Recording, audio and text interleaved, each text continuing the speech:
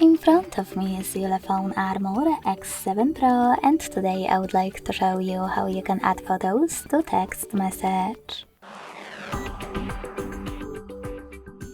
Begin by opening Messages app and selecting or creating a chat.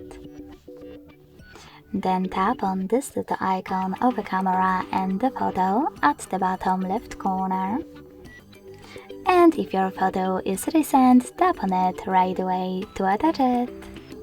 You can also click on Gallery, look for it here, click on it to select it, and tap on the back button.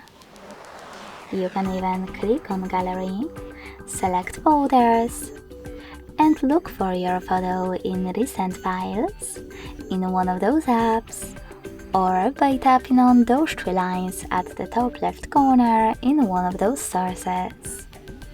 After finding it, hold it and hit select at the top right corner. Thanks so much for watching. If you enjoyed this video, don't forget to leave a like, comment and subscribe. Bye!